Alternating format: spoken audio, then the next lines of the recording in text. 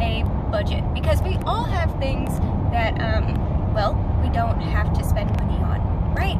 One of them is caffeine.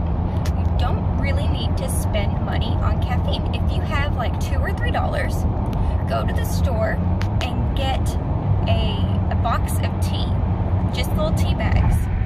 That way, whenever you are in the need for a caffeine fix, you can pull off to almost any fast food restaurant like Wendy's, McDonald's. Not affiliated with any of them, but I'm just saying. And you can get a hot cup of water absolutely free. Now, you put your tea in there and you have caffeine whenever you need it. I just went and got 2 cups of water and didn't pay anything. Sometimes they'll make you pay for a cup, but 9 times out of 10, they won't. So if you're on a budget, tea is the way to go. Okay, so road trip tip on a budget number 2. Never underestimate how frugal you can be while using, number 1, the dollar menu, and pre-packing things that will that you can eat along the road. So this is all about food. Like, my sister actually gave me some cranberries, and these ones are orange flavored. If you're driving, I would not recommend eating them because they'll make your hands all sticky, and that'll make your steering wheel all sticky, so you don't want that. For that case, I would definitely recommend more something on the dollar menu.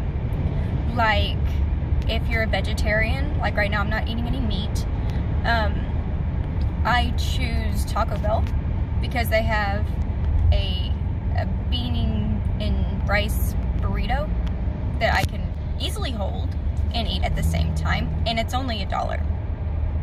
But there's also a lot of other dollar things, like McDonald's has burgers, and you can get the 4 for $4 from Wendy's. I mean, there's a lot of things, and I'm not a sponsor of any of these things, by the way.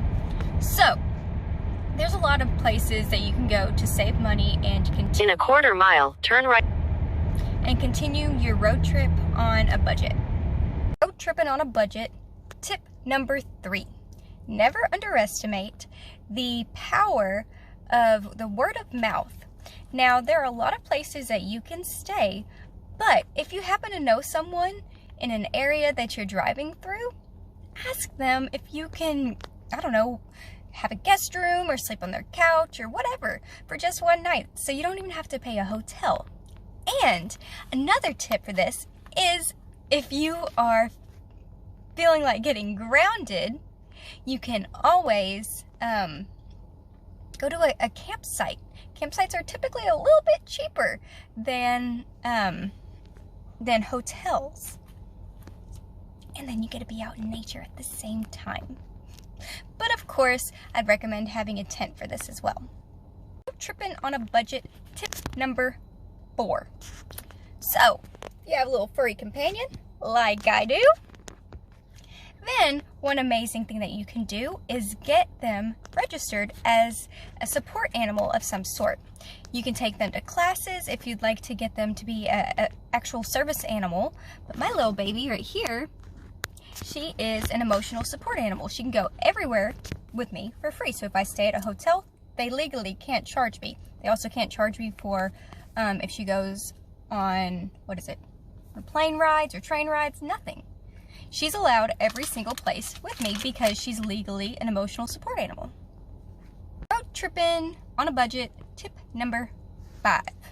So, you don't necessarily have to have a cell phone. Seriously. And this doesn't even put you in danger or anything like that.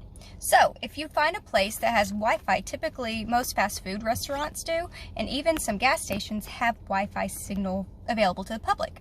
Absolutely free. You could always get whatever directions you need on your maps and then leave the Wi-Fi. As long as your location is on, you'll still be able to see those directions as needed. And it's not a safety issue at all because phones still all dial 911 no matter what.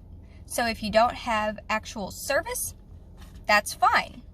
And especially it's easy if you're on a prepaid plan that you can just not pay for it for however long you don't need to. Because, I mean, why waste the money?